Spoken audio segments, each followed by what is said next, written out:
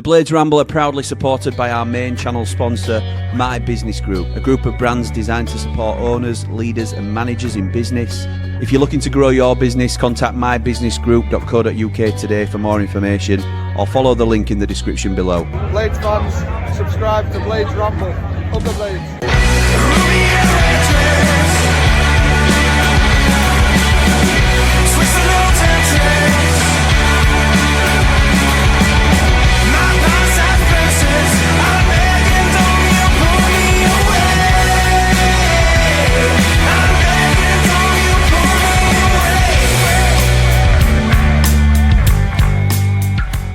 What is happening, Blades, and welcome back to the Blades Ramble. I am, of course, Jimmy, and this is the return of Talking Sense. The channel MVP is making his grand return.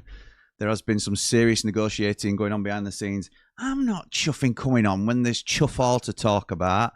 Well, we have to get you on because we have to keep views high during the downtimes, and I want to know exactly where his thoughts are at the moment, as we are in a bit of a transitional period. It's fair to say, yes, it's quiet because of the stage that we're at in pre-season. We've had a couple of pre-season games as we record. This has been done before I went on holiday, so it will likely be a little bit of time between. So anything that we discuss that may not be super current, my apologies now, but we're going to broadly cover it anyway, because it's been about 3 months since he's been on. So without any further ado, the channel MVP, Andy the Blade, ATB, my dad, welcome back.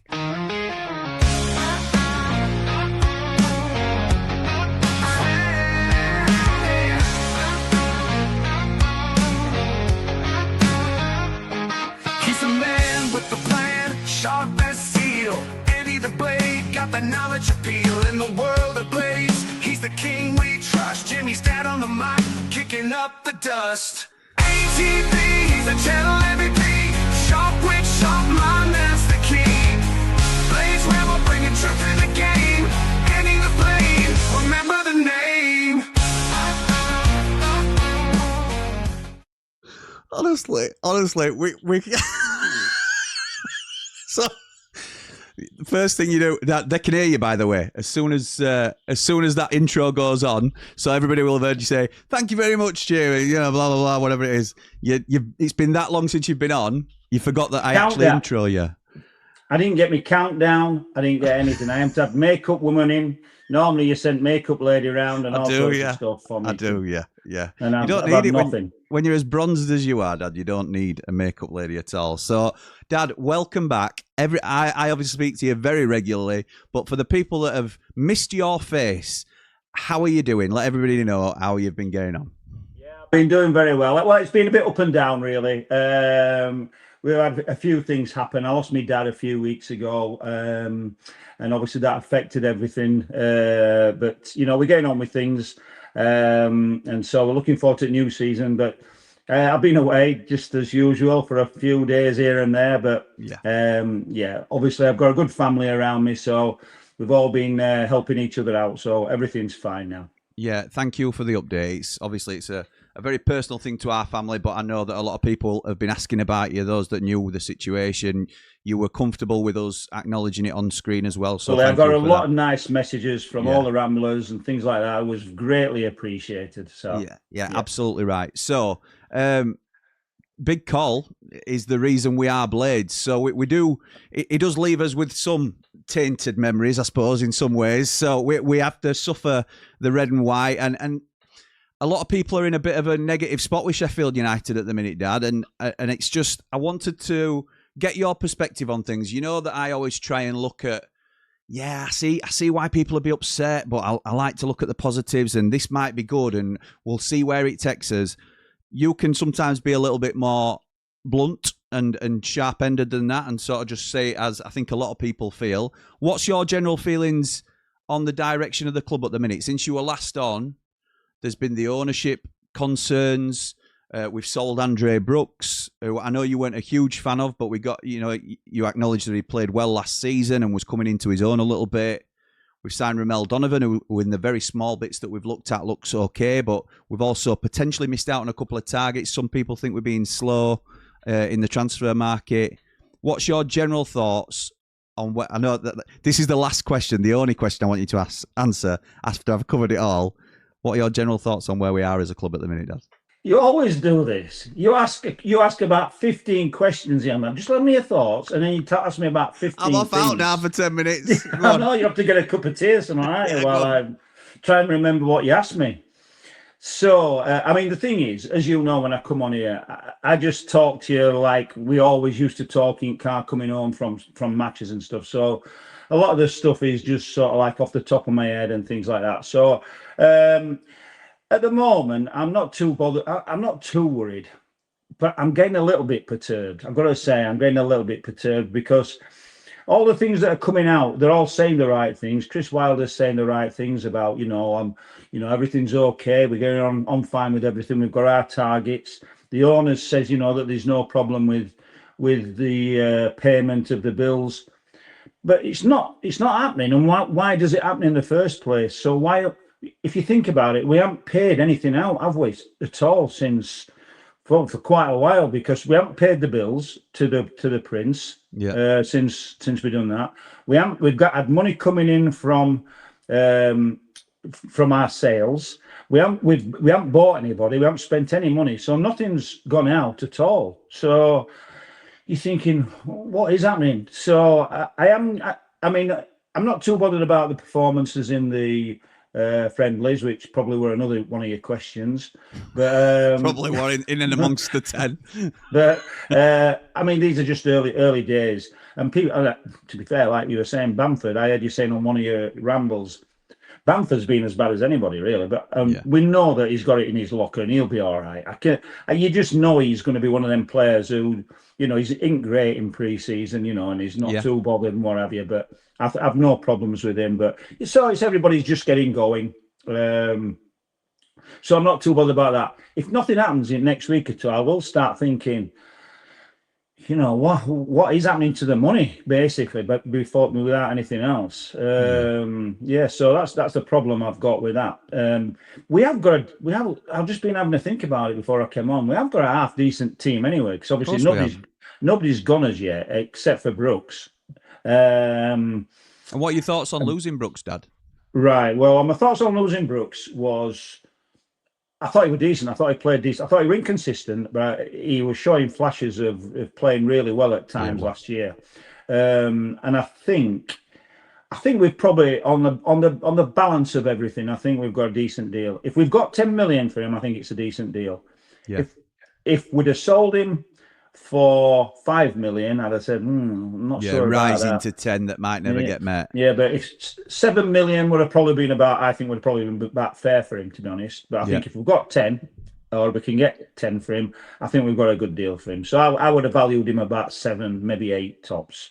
Yeah. So so I think that's okay. But the thing is, we've got to replace him. I know we didn't go to the game on Saturday at Chesterfield. But I saw the highlights, and Ramel looked quite good. So hopefully he could be the answer. But it's one thing playing against Chesterfield and another playing in the Hard Knock Championship week in, week out. Absolutely. And I sort of touched on that myself when we were doing the post-match, because, yes, we're not going to get too carried away with not performing to our best in pre-season. But by the same token, you can't then get super excited about a winger looking good for one half against a League Two side in pre-season as well. So it's trying to keep those feelings and emotions in check, isn't it? Because I think they are heightened at the minute. It's a period of time where fans often get excited about what could be. It's a blank canvas for everybody. And we see other teams sort of making moves and stuff like that, and you think, oh, well, we're missing out. There's news today as we're recording. It's probably been done by the time this comes out that Lewis Dobbin is likely going to Southampton now, but for £9 million. Would be one of our biggest signings, wouldn't it? If we spent something like that, we wouldn't probably not be buying anybody else if we did that. Yeah, exactly. It's, Jim, while you stop, can you just put your face on as well? Because I've just got my face just on here, just one big screen. That's because you were playing about with it. I was playing about with it. And before you came on, and I did put it on so that both of our faces were on screen. And you says, "Can I just have a mess about with this before we go on?" Says, "Yeah, of course you can." And now you can't. All right. I've mucked it up. Yeah, you've mucked it up. You've mucked it up. So you got to look at yourself for next. However, come on, you can sort it out. I can't. It's at your end. It's how you're looking at your screen. So this is going to be. If you haven't noticed already, this is going to be recorded as live. There's not going to be. I'm going to press some buttons. No, so I'm not pressing all. It's up to you. If you disappear, you disappear. Oh, I can't. I can't. All right, okay. Right. So Brooks is gone. Ramel Donovan is in. Are you? You've already sort of said there's some concerns that there doesn't appear to have been a lot of investment over the last few months. Really, obviously, you're not strictly talking about the transfer window, but even things like contract renewals and there's nothing happening. Out. I mean, the thing is, I would like a bit of a change from last year. To be honest, I think we're stagnating from last year, and obviously we all love Gus Hamer. Yeah, we all love Gus Hamer. We all know that he's probably the best player that we've got. Yeah, you know, skill wise, anyway. Absolutely, ability. But he's on the last. He's another one that comes up every now and then with Sheffield United. That he's on the last year of his contract, and nothing's been said about it. Nothing's been said about anybody coming in for him. Or either I don't mind us renewing his contract if he's going to start playing and getting himself fit. You know, because he's a great player. Yeah. But if he's just going to see his contract out, that's no good to us, and then go for nothing. Because, to be honest, I think we could just do with a bit of a change from him. I think we've put up with him a lot of times. This sounds as though I'm having a go at him because obviously everybody can see his assists and his goals that he comes in with. But one of the reasons I think why everybody were on to Burrows last year was because he got no help whatsoever from Hamer playing. He's not protected with Hamer in front not of him. Not at all. So he does chuff off defensively, which he gets away with because he's such a good player. But I think, you know, if we could sort of like solidify that with somebody half decent, you know, like I know we keep talking about Mikey Johnston and what have you, people like that from West Brom, who'll give us a little bit, obviously not as skillful as Hamer, but work rate. But work rate is better, and I'll give us a bit of a goal threat as well. So somebody like that who would come in. So I would like to see some movement somewhere in doing something. Yeah. Yeah.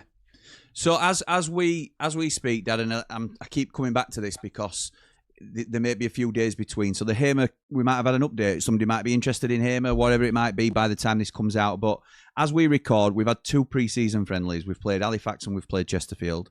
And interesting to me was Jamal Baptiste coming into the back line. Now, again, I don't ever want to... I say this to Dave the Nose a lot and stuff like that when we're on watch-alongs. And I'm not trying to see what you know about these players or anything, because in time, you know, when you were scouting, I could have asked you about Jamal Baptiste. You'd have told me what he had for breakfast, lunch and dinner. But at the minute, we know that he went on loan to Rotherham and he's got decent reviews whilst on loan at Rotherham, and he's come back looking a right unit. So from what we've seen of him, what we know of him, which isn't all that much, but what we've seen of him, it certainly appears from the outside looking in, he's at the moment second choice, or certainly been given a really good go in the side. Do you think that's maybe to firstly see what he's about, or do you think it's to put him in the window for a good loan or something like that, and McGuinness is just not fancied? Do you think it's a message to McGuinness to up his game? Am I reading too deeply into it? I think you're right. I think he didn't fancy McGuinness. I think he's trying. We don't know for certain, but we're pretty sure that Suter is our main target and has been for quite a long time. Once he got fit again, we all want him to come back. We all want him to do that. Obviously, we know he's been playing in the World Cup and he's probably gone on holiday now, so you know things might be able to take a little bit of time. But in case anything doesn't happen regarding that, he's got to look. And if he doesn't fancy McGuinness, which he doesn't seem to do, then he's got to try our next best thing. He obviously don't fancy Zatterstrom either, because he's not even getting a look in. So he's probably Baptiste is probably the best of the bunch, and he's giving it a go. And as you say, he's the right unit. But we were already saying that Tanganga needs somebody experienced at side of him to help him out and to tell him when to go. Because Tanganga's a good defender, but ain't got a really organise, in my opinion, ain't got the brain to organise a defence. Yeah. So you want somebody in that area You know, like we used to have John Egan in there to tell people where to go and when to come. And Suter seemed to do that as well. So we need somebody a bit experienced in that role. And you're asking, then you've got a young kid, got your Baptiste coming in, then you've got two big units, haven't you? Two big centre halves, you know, come out muscle people. But athletes. Yeah, but not really the football nous yet, really. So, you know, if you get somebody with a lot of movement and what have you, and nippy little forwards, they're might have a bit of trouble with them. So. It's coming up against a wily Kiefer Moore or something like that you might get unstuck a little bit, might you? So somebody like that, or you know, any of these sort of little players. Yeah, they'll be all right against Ollie McBurney. You know, muscling them about. Honestly, no, that train's never late. No, it's not. I'm not getting on to Ollie. I wish we still had Ollie. I wish we still had Ollie now. Breaking news on the Blade Ramble. Andy the Blade wants McBurney back. I wouldn't. No, I wouldn't. I still wouldn't have him instead of Bamford. I wouldn't have him instead of Bamford. Okay. So I'd have him instead of our other two strikers. Oh no, we'll get there. No, leave him alone. Leave him alone today. Shackleton didn't get a kick against Chesney. Don't know what's going on there. We need somebody to battle it out with Siriki. Obviously, Walker was doing a lot of the rounds. It doesn't look like that's a goer at the moment. Latest names are things like, and again, it's dangerous to speculate against these sort of things when we are going to be a few days out before it comes. Yeah, but. Yeah. So again, no, not necessarily Coleman. Coleman's been mentioned. Matt Doherty from Wolves has been mentioned as well. Yeah. Any thoughts on these? T left side Doherty. No, he's you're thinking of the old centre half Doherty, but it's Matt Doherty's a right back. To be honest, right. This is a bit. Siriki seems to be playing well. I mean, we don't obviously they will talk about him going, which hopefully he may not do. If Shackleton is fit, Shackleton has always been a half-decent player. Obviously, everybody's big concerns about Shackleton is that he's never fit. But if he's fit, he wouldn't be a bad backup. Because nobody's going to take him within. Well, nobody with any sense is going to take him in his injury record. So, but if he is fit and can cover for Siriki, you know, and Siriki can play most of the games, I'd be all right with that. As I am at the other side with McCallum and Burrows. Yeah. I have no problem with that. Burrows had a bit of a dodgy season. I still think he's got quite a big upside on him, Harrison Burrows. He has. And but any fullback in this league will need a bit of help. Needs a bit of help from people in front of him. Otherwise, you can be made look foolish. If you've got two men, if you've got two men running at you, anybody's going to struggle. Yeah, I agree. But I'm interested in your take on this because I've sort of said this, but you've got obviously experience in games, so I want to know your take on it too. But Siriki at the moment, the situation we're in, he's got a year left to run, but an option. So he's at peak value for us now. Once it's January, he's technically got 18 months left. So his value starts to diminish for us in what we can expect from a sale. And the power shifts to him as a player, and he gets to dictate, whether he signs a new contract, whether he doesn't. So it's key for us at the minute while we're in contract negotiations with him, for him to know how valued he is, and we need to sort of say, you're going to be our starting right back. That was the only concern I had with bringing in a Kyle Walker, for example. I love the thought of Kyle Walker. I still wouldn't turn it down now if it became a possibility. I don't think it is at the moment. But I think what we've got to look at as a club, and it might just remain Shackleton, but I think we've got to go for a reliable backup option, as opposed to, having a Jaden Bogle, George Baldock situation where they're both absolutely going and pushing each other as much as they can. And that's a luxury for any side, having two really good players in one position. But I think at the moment, it might benefit Sheffield United to have Siriki know that unless he doesn't perform, which has got to be the bottom line for everybody, that he's going to start every week. And his development can be with us, and he can kick on as a top championship right back at Sheffield United. So would you say it's a smarter move for United to stick with a backup right back, or would you be bringing in someone to challenge, to try and take his place, if you like? At this stage, I think it's a definite smarter move. Not smarter move, that's probably not the right word, but it's a move for Sheffield United to have a backup who we've already got. If it's a fit Shackleton, we have got somebody already in place there to do that. The only reason I'm saying that, obviously, if you've got the money to have two good right backs in the team or in the squad, that's the best thing, obviously by far. But there's two problems. Then you've got two big wages, you've got two egos who's got to play and what have you. But they do push each other. But it's not always necessary. You can only play one of those players every week, so the other player is not playing, and so obviously you're paying him for not playing. But in an ideal world, you want two players for every position, pushing for that position. But we're not in an ideal world because we haven't got the ideal world money. So sometimes you've got to have, rather than bringing somebody in who's on a level of Sariki or even slightly above Sariki, then Sariki's upset, and then you've either got to, what are you going to do with Sariki? Sariki's going to want to go, isn't he? He's not doing, if he gets any sort of like sniffs, he's going to go. That's right. So, just judging, obviously, you spent a long time. How long did you spend at Everton in end? 14 years. And Coleman were there, weren't he, while you were there? I know you've been out of it for a while, but it was Strangely around. Enough, one of my jobs, Coleman came in towards the end a little bit, but I remember going to see Coleman. We'd sent him on loan. He won't get in the team, and we'd sent him on loan, I believe, to Blackpool. And I went to see him, Blackpool, play at Newcastle. Strangely, it must have been when they were in Premiership or something. So I went to watch him to see, because you used to have to keep an eye, besides anything else with scouting, besides looking at players or whatever, you had to keep an eye on your loan players and see how they were doing and see how whether they're worth bringing back. I remember going to see Leon Osmond play. I think he played at Derby or somewhere like that. Yeah, he did. And he played really well, and I gave him a glowing report, and we brought him back, and he got straight back into the first team.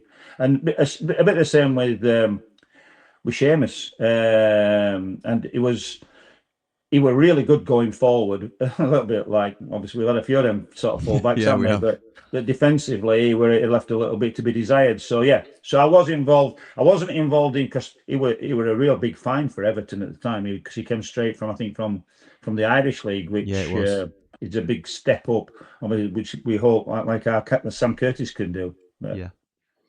So it'll have been a different type of character as well, I think, because we're looking at him as a potential signing to come in at right back. And this conversation might mean note if it's a week on and we've got a different right back in. But so he's a really sort of experienced, been their captain now for some time. Obviously, was just breaking into their first team when you were leaving there, but.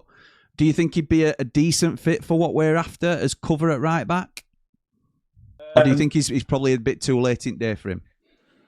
I think it's probably too late. I think a couple of things really. Then you'd have to have a word with Seamus Coleman, see whether he's happy to sort of like fight for a place. Not have a necessarily first team guaranteed place. Yeah.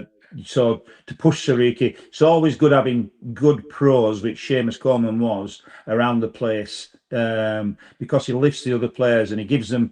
It's amazing how much good players in the dressing room can help a team altogether. Yeah. I know you brought it up. So basically, David Moyes always used to say, we have got such a good dressing room. We can, we had people like. Phil Neville, who came in, and Alan Stubbs and people like that. I mean, by the time I were involved, Duncan Ferguson, people like that had gone. But we had such good people who were used to winning games and who had a winning mentality and knew how to look after themselves and knew how to behave and all that sort of stuff. So it was a really it's really important to have a good winning mental situation in your dressing room. Okay. Which is what we've talked about for a while now about United. Like if Chris Wilder wanted to go into the dressing room and find out, what were the feelings of anybody, or how's the team feeling? Is there any sort of like any upset? Who would he go to? Like he would have probably gone to Billy Sharp or John Egan or somebody like that. But in the past, who would he go to now? You don't go to Tanganga, do you, to get a feeling on pulse? Or certainly that's how we. See it really. It might be completely wrong. They might have a really good relationship, but I'm sure they are, and I'm sure they're nice lads. Yeah. We've spoken to them, and we know that they're nice lads. They don't, because you're nice lads, don't mean to say that you will sort of like be helpful in that dressing room. Yeah, and it's same with being a captain. Who have we got who's a proper captain? None of them. Apart from younger lads who probably aren't ready for that responsibility, really. How can Sidney Peck, in all honesty, and who's probably one of our better players and probably captain's type material, or even Ollie Arblaster, it must have been very hard when he came in and be captain and telling really older pros what to do, like Gus Amer or whatever. Do you know what I mean? How to behave and how to do this. So it's agreed. Look, we'll finish up on defence in a sec. I just want to. We need Suter. We need Suter. Well, all right. I'm going to circle back to Suter. I don't agree with you with a lot of things. No, I don't agree with you. I know we do more often than people think. Actually, we do. And Suter is the one. The one, because the problem is as well.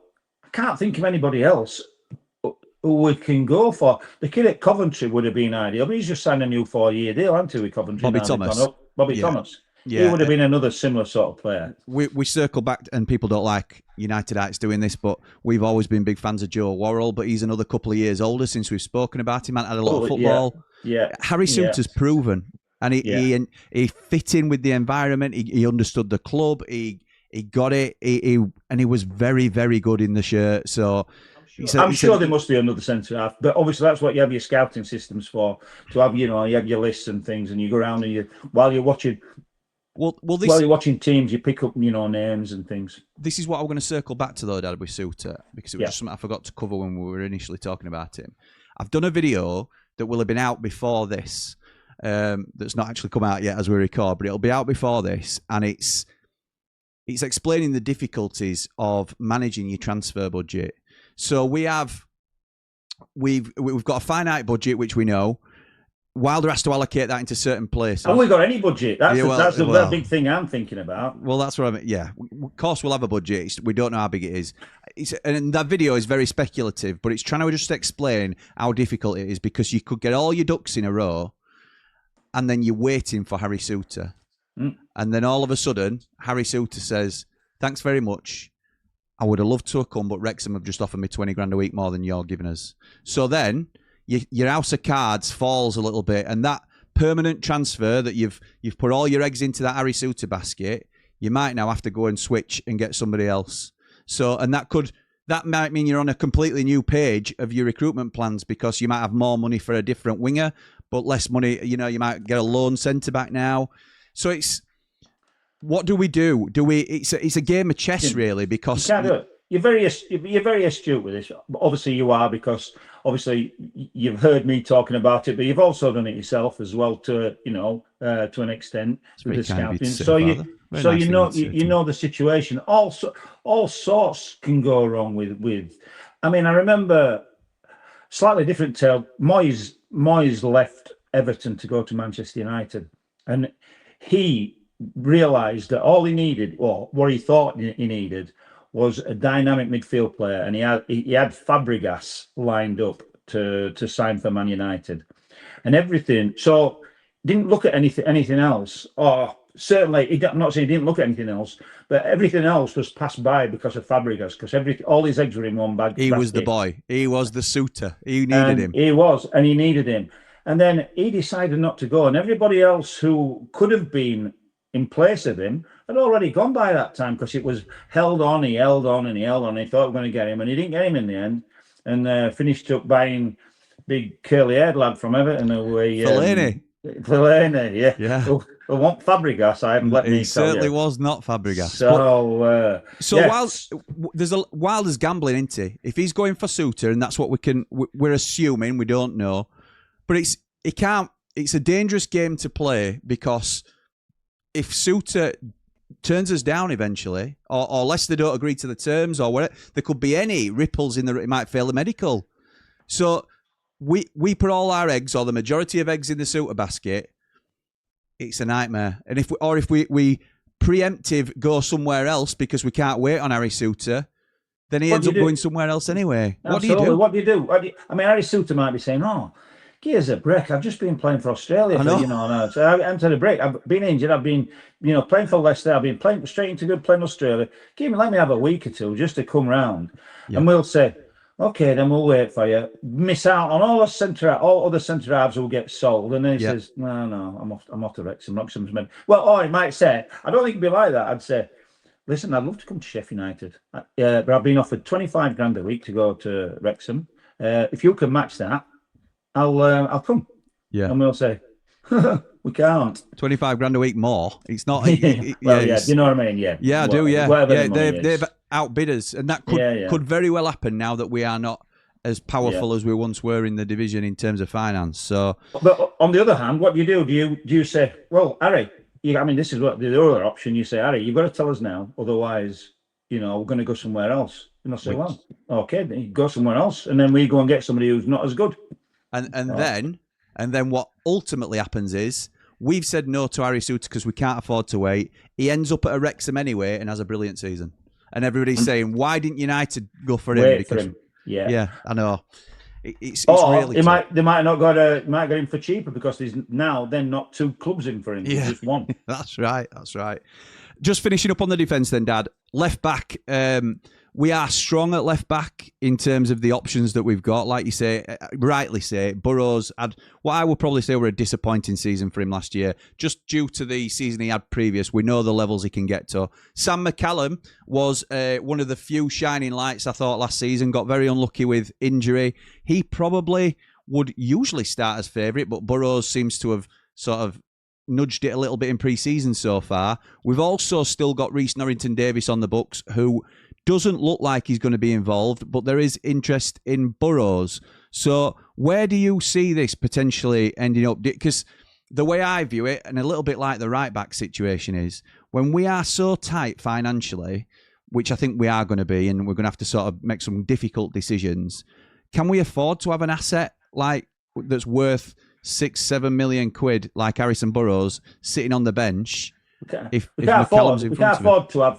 afford to have three potential first team left backs on the books, which is what it would be, wouldn't it? But would you again? It's that chess game, isn't it? Do you sell Reece Norrington-Davies now and then risk a late bid for Burrows and then you're short at left back? Well, the thing is, I would sell if you got a decent bid for Norrington-Davies now. He's not going to be part of our team. We've got our two fullbacks, but then if you get you just have to weigh up the offer for if we get a big offer from West Ham for Harrison Burrows. If you get one that you can't afford to lose, you have to sell him, and then you have to try and get another one, don't you? Which we've scrambled around for fullbacks for the last 2 or 3 years with different loans from different people, haven't we? We have. I think Reece leaves. I think it might even be on loan. If it's not because I think he's in his last year now. So it might be a loan with a view to him not coming back. I'm not sure we'll even get a big fee, if any fee at all. So I think we'll shake hands with Reece Norrington-Davies, and then it's just up in the air as to whether Burrows goes or not. But if Burrows goes, I can see us backing somebody like McGlinchey to come in as a backup to McCallum. To be honest, the young kids have done. It's only been two pre-season friendlies so far, but there's been nobody standing out. Like over the last couple of years, we've had like a Peck or we've had a Arblaster, and people like coming in. I haven't seen anybody who's going to come in taking the bull by the horns. No, who said, "Oh, listen, I want to be in this first team. I deserve to be, part of it." I haven't seen anybody do that. Shame for Marsh. I heard you talking about Marsh earlier on. Yeah. So, do you think same, Dad, from what you've seen, that he's been quite disappointed? He's not pushed on. No, which I thought he was going to do. He seems to have stood still for a couple of years. It's a real shame because he's a really good lad, and he's very gifted. You can see that in his game when he's on the ball, but there's so many other parts of his game. Loads of goals, didn't he, for the youngsters? Yeah, he did. Loads of goals. I just don't think he's physical enough for the men's game at the minute, and it's a shame that his low moves haven't worked out through injury, because that could have really made him a bit more robust. But I am currently on my own fitness journey. I've been trying to learn about what I should be doing, what I shouldn't be doing. Oxford Natural offer you 2 types of supplement: a day and a nighttime supplement. Optimum Day helps with energy, cravings, just keeping you on track day to day. Their Optimum Night Well, that's more about recovery, sleep, and letting your body reset properly. Again, something I really struggle with. Michael Owens lost 35 pounds being on this. Robbie Lyle, AFTV and friend of the channel, over 80 pounds gone. We've also got examples like Anita, an immigration lawyer who's lost 44 pounds. Linda, a legal executive, she's lost 50 pounds. Next on that list is going to be me. I am taking part in their weight loss program. If you want to follow that, that's over on the other side on our YouTube channel. If you want to go and subscribe over there, follow that journey that I'm doing with Dr. Andre and Oxford Natural. So if you're like me and you're sitting here thinking, I need to sort myself out, it might be worth a look. Scan the QR code, the link's in the description below, and make sure you use the code BR70 for up to 70% off your first order. But thank you to Oxford Natural for supporting the Blades Ramble. Yeah, we'll move into midfield then, because Gyro's back, and that's obviously happened as well since you've last been on. What are your thoughts? Well, Gyro's gone and come back again since I think you were last on, I think. So what are your thoughts on Gyro, Dad, and his balance? Slightly embarrassing, to be honest. I can see... Have I spoke to you about this, though? Have I spoke to you about it? You know, he's on a lot less money now, apparently. Yeah. I mean, it's just... It doesn't look great, how's he going to think? You know, is he going to think, well, they didn't want me? And now, I mean, what I think, this is only what I think's happened. And I know, because I think the same. I think the same. I do know. You don't know what I'm thinking. You're thinking Calvin Phillips. I'm thinking Calvin Phillips, yeah. I'm thinking Calvin Phillips were lined up to play in that position, and obviously we said we're only having one. We can only afford one, probably, yeah, because they play a similar sort of game. So you can only have one. Calvin Phillips were lined up. Gyro, I'm sorry, you know, we like you, but you know, we can't afford to pay both of you, so you're on your bike, you end it contract, that's it. And then Calvin's got injured and said, Gyro, sorry. Change it. Something's happened. We've changed his mind. Can you come back? So yeah, I mean, obviously Gyro's. Obviously, I've not had another offer. So, but yeah, I'm quite happy. I didn't want Gyro to go in first place. I'd have been quite happy with him staying. But, do you have any concerns with Gyro, Dad? Because the one thing that people are saying is about he didn't complete many 90 minutes, if at all, really. I think he did one. And he seemed to have always come off on 60 minutes. Now, that you could say that's just a manager's decision, but we know now that they all get all the stats and stuff. There'll have been a reason he's had to come off. There may be a frailty in his game or something, but does that concern you? A major frailty. Yeah, it does. It'd have to be a major frailty, because especially if he's got a... I mean, you can maybe argue about it last year, but I mean, I'm sure I could do bloody longer than 60 minutes if I... No, probably not. Not now, Dad. Not now. Not now, no. But, you know, to only do 60 minutes as a professional footballer, you know, you used to play 2-3 games a week. And, you know, I remember the old Liverpool sides who used to play same team week in, week out, you know, without changing. Now you have to change a team and give them rests. And you get players like this, though, certain times. Usually get like special treatment. Paul McGrath were famous for it. That he'd not but that's if you've got injury. That's injuries. Ledley King were another, weren't they? That used to be managed through they're injuries. That's a completely different thing altogether. He doesn't even play a big. It's not like he's a massive box to box player. Where he's doing gut busting runs or lung busting runs. That's Gus you're thinking of. Gut busting. Well, if your guts bust, anyway, forget about that. Yeah. So yeah, but he's not. So he's like he doesn't do a lot of running. Do you know what I mean? He just sort of like strolls about a bit and does a bit of this. But I like him. So does he start for you? Sure. I'll tell you what, it's a very strange. You know, if we're going to play though, in fact, this is why I want something sorting out here. I mean, I think we've got very much of a muchness in that four.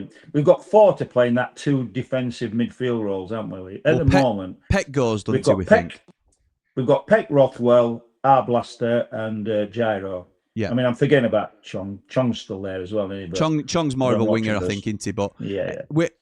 So Peck goes though, doesn't he? Yeah. So we've got three, but I've been slightly disappointed with Arblaster. Actually, he ain't kicked on. I don't. You know, we're saying he's got to get over his injury, but I don't think he hasn't shown me much yet. Since I thought he played well against Halifax. Oh, bloody hell! Well, if he's played well against Halifax, hell, that should have been called up to the World Cup. Yeah, I tell you what, you are the most sarcastic. What? Unbelievable. No, but he's played. From what we've seen when we're recording this, you've seen an extra 45 minutes of him, and now you're saying he's been disappointing. He played okay against Halifax. He played okay against Did Halifax. you see that? That's ball through to your favourite striker. That one ball that he played. Oh, yeah. No, listen. Would you expect somebody who are about 5 or 6 levels, 4, 5, 6 levels above the team that you're playing against, and they had a lot of trialists playing. They weren't even their full Halifax team. We just said we're not reading too much into pre-season. I know we're not. I know, but at least you would think a bit of vision. You don't have to listen. You need to get your touch. You need to get your fitness. That's all what pre-season is for. But usually you've got a bit of nous about you. Do you know what I mean? And you can show a little bit more. All I'm saying is that he hasn't shown me that much yet. That's all. And hopefully he will. In fact, none of them have. None of them in the midfield. They all look okay, but not.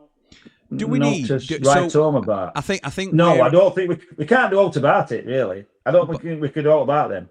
Unless we get Philipson. I think we're on the same page, though, in terms of what we need. We need something different in that midfield. People always circle back to we need a Vinny Souza type. We can forget getting, certainly Vinny Souza back, but I also think we can forget getting a big, powerful, box-to-box, but also defensively sound centre midfielder that's going to cover all the ground, because we ain't got the sort of budget to get those players in. If we got somebody like a Cameron Brannigan in, who's a ball winner, bit of a leader in the middle as well, would that give us better balance in the middle, do you think? So then we'd have, this is just an example, Brannigan, Arblaster, Gyro and Rothwell. You've got different midfielders then for different days, aren't you? Yeah, I think that'd be fine. How old's Brannigan though now? 28, I think, something like that. 29 maybe. I think that's right. And Andy's a bit of a, is he their captain? Yeah, he's been a captain for a long time. I think, I've fancied him for a couple of years. We like him, don't we? It's just an example name to pull out. But I do like him. And if Peck goes, I would be quite happy with somebody like him. I think they'd be all right. Because Rothwell, we thought he was great when he played for Leeds. But obviously, we heard that he didn't do much at Rangers. And he hasn't shown a great deal since he's come down. I'm not saying he's done badly.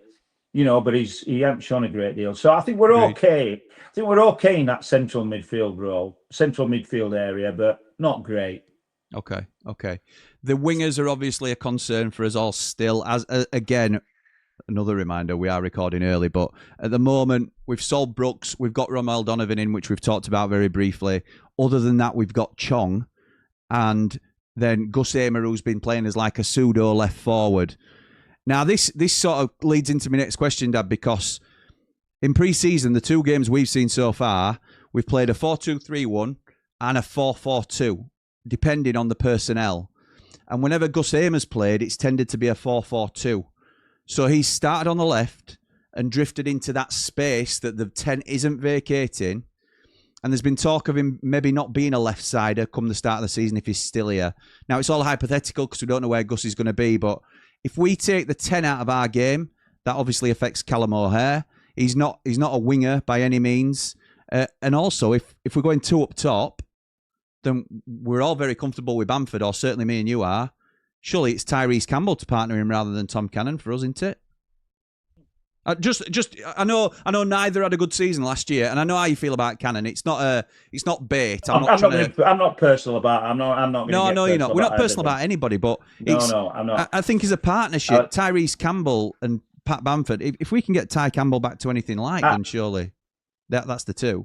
I would prefer. Right.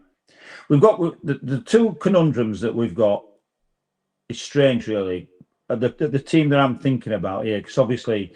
We've got Romel Donovan, who hopefully is going to be a first teamer for us. Don't think we've got quite a few loans more to come in who might strengthen any of our areas. Matundo is said to be training with the squad. He's a left winger that he may have signed by the time all is said and done. So we might have a wing option there. Say again? Don't know anything about him. Okay. You? Okay.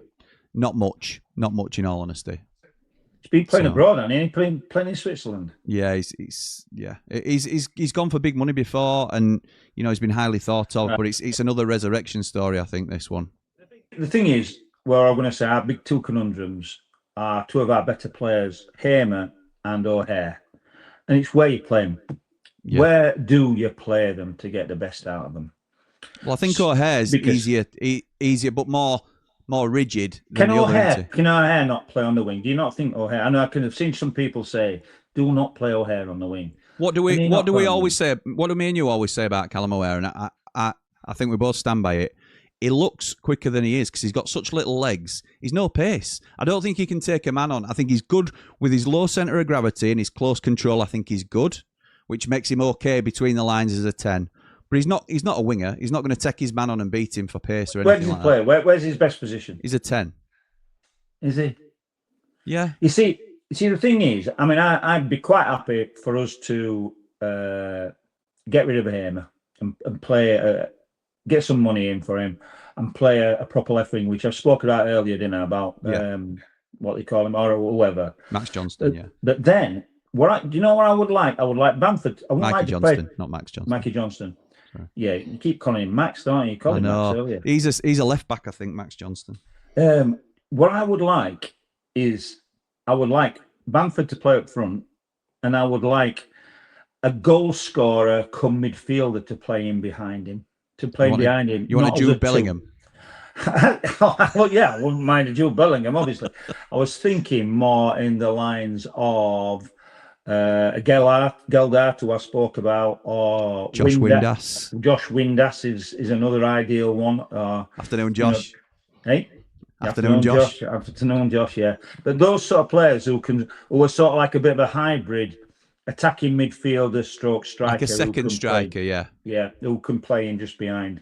Because we get nothing like that from O'Hare. I love O'Hare, and I want to shoehorn him in somewhere, but I just don't know. Where. Is your typical Championship player into where he hasn't got obvious flaws, but you can tell why he's not played at the top level yet. So he's a good Championship player, I would say, Callum O'Hare, and I think he's good in our side. He played well last season. But there's Sammy Smodics, and he's a bit of a similar sort of player, isn't he, who can play off the front man sort of thing. So I'm with you. I've never been a massive fan, but I would like us to stick with the 4-2-3-1, but obviously the 10 getting a bit closer to Bamford, who's got to be the lead striker, because I think Bamford can play as a sole striker. I think Ty Campbell can play as a sole striker if supported well. I'm not sure. You see, if we play like that, if we play that with the team that we've just been talking about, I even said we got Mikey Johnson. It might not have been Mikey Johnson. It might be another left winger. Might be this Matumbo or whatever.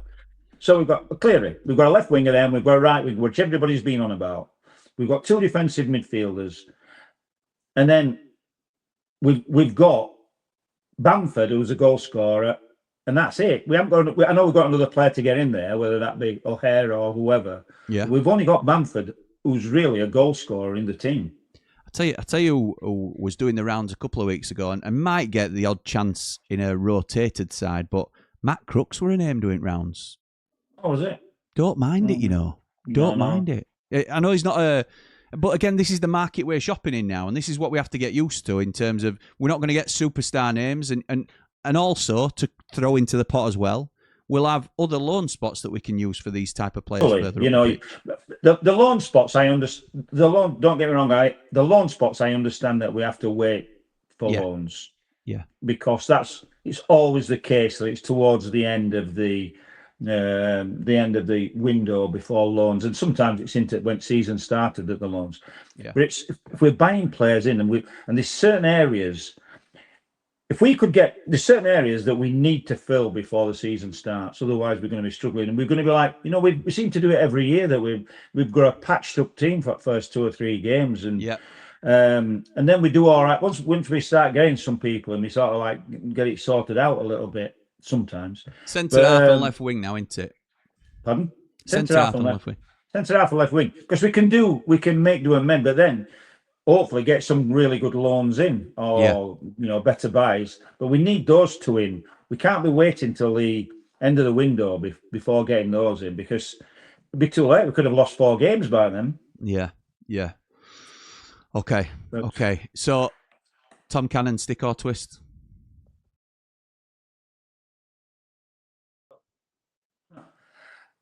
know I've heard people say, "Oh, he has a great season." I wish he would score 20 goals this season and get called up for England or Ireland. But I'd like to grow my hair back and all, but that's not going to happen either. He's an Irish international, so yeah. All right, I think you've more chance of growing your hair back, to be honest. So. but I stick with my original thing. I'm not going to get on to him anymore because I want him to do well. Every time I see him play, I think, prove me wrong, and I just don't see it. I don't know why we bought him in the first place to start off with. Score goals. No idea. So the only thing I can say is the agent came up to him and says, Tom Cannon, you could have Tom Cannon, you know, he's available. He'll boost your strikers up, you know, and we can have him for 10 million. I know you said it's not 10 million, that, you know, so but there you go. But and they'll say, oh yeah, okay, well, we don't really need him. Well, you don't know. 10 million he's a 20 million pound striker. You can have him for 10. So okay, so I don't know why we bought him. I can't see what he adds to the team, but he could always prove me wrong. Look, in my opinion, McBurney had one decent season with us out of about 4 when I used to get onto him. He did have one decent season. I've spoken to a few people about it. He played well the season he played with Illiman and Dye. I still say it's because Illiman and Dye, everybody were marking Illiman and Dye. But Bernie... Illiman took 3 players with him. Yeah, what we used to see. But McBurney, you know, always, you know, put a shift into an extent and all that sort of stuff. So, you know, he did have one decent season. I think he scored about 14 goals that season. So McBurney did that. But... yeah, so he had 3 bad seasons, 1 good season. Then he went to Spain, had a crap season there as well, got relegated, never played. But then he goes to Hull. Yeah. He goes to Hull. By all accounts, had an excellent season. And I hold my hands up and I think, and everybody said, don't you wish you had him now? Of course I do. I won't play him instead of Bamford. But bloody hell, they've been a big help to us last season in different things, and he must have played very well for Hull last year. So fair play to him. And everybody, you know, things can change round, and you know that's the way it is. And I hope it happens same with Cannon. I know you do. Whatever we say about players on here, firstly, like you've said, it's never personal, and it's always we'd rather be proven wrong and United do well than criticise any of the players. So yeah. If we are going with 1 striker up top again next season, Dad, that would mean 4 are currently on the books with Bamford, Campbell, Cannon and One. Would you send One back out on loan? I think One needs a chance with us, to be honest. Do you? Where does he get in, though? Well, obviously it's from the bench, isn't it? But how often does he play if he stays with us? None. Because I would play them all I would obviously Bamford is number 1. I'd put Campbell at number 2 as long as he's fit enough. You'd have to still put Cannon in front of One because of his experience and obviously One's only a young kid. But other than that, won't you loan him out for half a season? Well, you can't. You've got to do something with him because he can't. I won't get rid of him. Otherwise, he's treading water, isn't he? Yeah, you've got to do something with him because One looks as though he could be a really good player somewhere along the line. Yeah, but he didn't play as much for Lincoln as I thought he did. He were a finisher for Lincoln, weren't he? He came on, but he were a finisher, but quite a late finisher. He wasn't like coming on at 55, 60 minutes in a game. He was coming on 75, 80 minutes. Yeah. It was. I mean, he scores a few late goals, but I'm fair play to him, and I think he looks to have all the tools that you want. But I mean, whenever he's played for us, he hasn't really done the business yet. But he's got plenty of time. Yeah, he has. Okay, Dad. Since we're not live, we're recording as live, so there'll be no edits in this or anything. But we've no comments to go to, obviously. So in lieu of this, I asked a couple of our Platinum Ramblers if they had any questions for you, and I asked some lads that aren't on screen much, if at all. So I've got a couple of questions for you that I've picked out, and the first one is from our mate, Mr. V. And he said, Mr. V? Mr. V. From Mr. Vancouver? Mr. Vancouver. And Mr. Tequila, as Well, he's also hello. known. Hello, Mr. Tequila. Long time no see. And I'll tell you something else. Actually, Mr. Vancouver, I hope you're listening. I'm sure he is. Because on our Jim's other channel, when he's doing Jim to Get Slim, or whatever you call it, is that what you call it? Can Jim get slim? Yeah, on the other side. Can Jim Get Slim? Thank you for the plug. Oxford Natural and It's SV. and looking very good, I have to say, Jim. Thank you, Looking Father. very good. Looking Thank very you. good. And I saw that somebody had nicked my Green Bay Packers shirt and was wearing it at the gym. No. So if you would like to just have a look at that, Mr. Vancouver, I think I'm going to report it to the local constabulary. Well, that's our Dave, so I'm all right with that. Yeah. He won't do what about Yes. it. So what's that all about? I'm sure it were gifted to me, that. I don't think it was. Well, how else it ended up in my possession? It was gifted because you'll have nicked it off me sometime when I loaned you some stuff. I don't know, but Anyway, Mr. V's question. Yes. I'm going to tweak it slightly because his original question is Alan Hodgkinson the best goalkeeper you've ever seen in a United shirt? But I'm going to change it to, who is the best goalkeeper that you've ever seen in a Sheffield United shirt?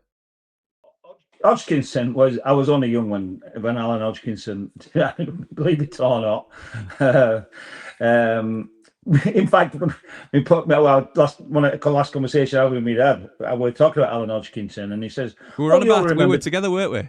He said, well, you'll remember Ted Bergin, won't you? I said, Ted Bergin? Sheffield only played it 40s. Yeah, how old do you think I am?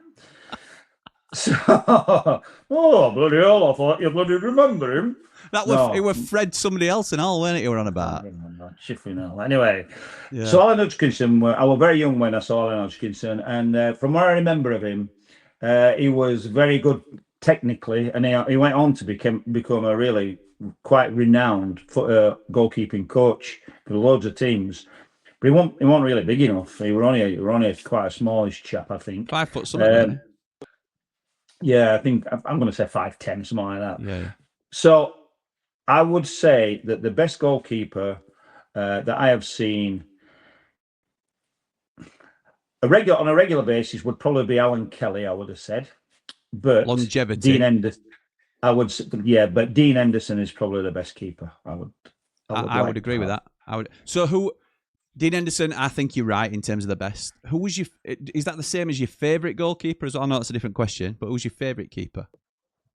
Some really good goalkeepers. We had a goalkeeper called Mel Reese who came in. I think he was just on loan or something. He was just filling in. He didn't play a full season. And passed away young, didn't he? But he played. Oh yeah, he got cancer, and but he played a few games for us and played really, really well. And became a bit of a folk kid, and then became quite ill, very young, and passed away. But I mean, we had a great team when we had Alan Kelly and Simon Tracy and players like that. When we had 2 really good goalkeepers. Historically, we've had a team with good keepers, haven't we? Really? Yeah, we have. Yeah. Paddy Kenny were a good goalkeeper for us as well. Paddy Kenny were all right. Behave yourself. All right, well, Paddy. The second of 2 questions is from Clarky Blade, as we know, one of your triple point buds, and he says, if you were starting, this is a technical question for a professional scout, so you're going to have to delve back into your professional. Well, I've got something to show you actually. In fact, Sally's just been around. Eki out Sal. Yeah. She just got me some pictures with some out from my dad. And I've got a picture just there. I've just kept it out in case you want to see it. It's a team photo from Bradford City with me on it as a scout. Yeah. Nice. I'll show you. All right. Okay. Thank you. So Clarky says, if you were starting a recruitment department from scratch today, would you invest your budget on a global network of humans on the ground or building a data analytics engine in the ilk of Brighton's owner? Mixture. You gotta do a mixture. I mean, I think you got to get your data first. You can eliminate through data that you can probably eliminate a lot of that you don't need to go and look at or whatever. But you still need boots on the ground to sort of like go and have a look at the players and see how they react to certain things when the ball's away from them all sorts of different things like that. So yeah, it's a bit of both. I mean, the global thing is terrific, really. The stats, we can't do it all by stats. That was brought in initially mainly with baseball.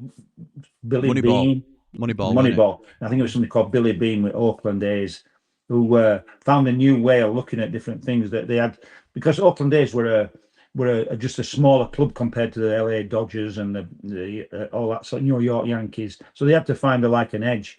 So they looked at different ways of looking at stats, and they found different ways of players who other players weren't looking at. So, but that is a more stat-based game than football. So yeah, it's a great question, by the way, Clarky. And I think the only way to do it, if I was probably, I mean, it used to be all obviously just scouts on the ground, really looking at players. But there's so much that goes on, and because it's a worldwide game now, and we buy players from all over the place. I mean, when I was chief scout at one time, I was responsible for all different areas in Europe and things like that. When I was at Everton, I was just in charge of the north of England for that time.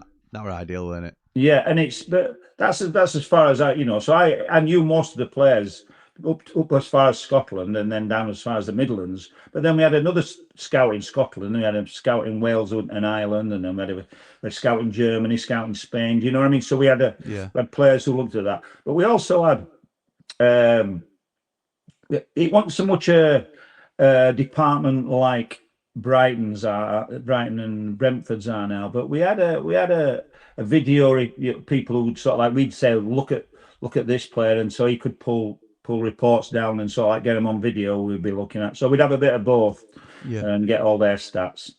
But the big thing that came in while I was at Bradford, I think it was Sam Allardyce who won it first to bring it in. Was it called Scout 7?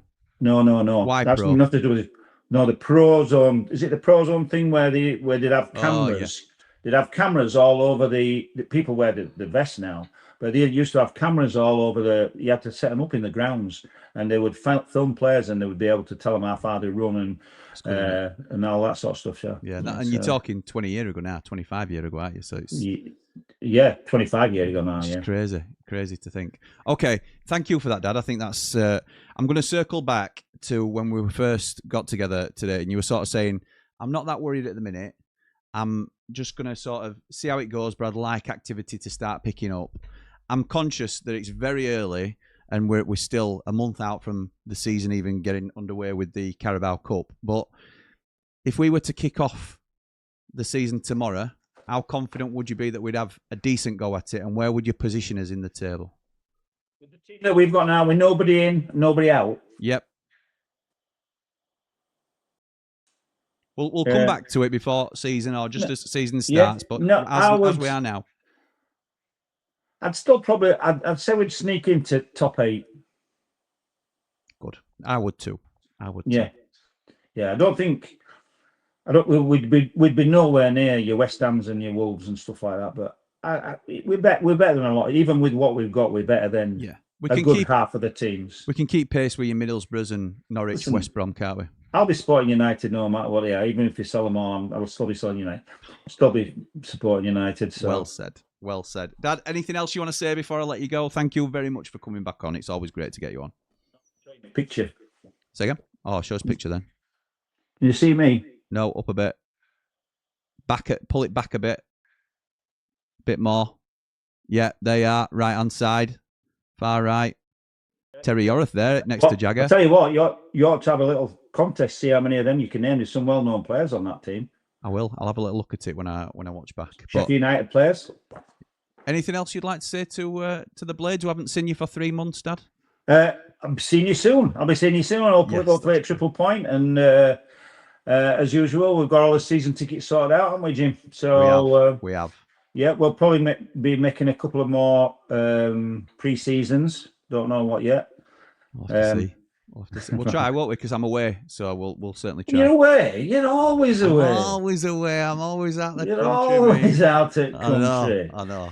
Dad, thank you so much. We're going to leave it there. But for now, come on, you red and white wizards. And just for this once, Come on, England. Yeah. It'll be done by the time it goes out, but come on, England anyway.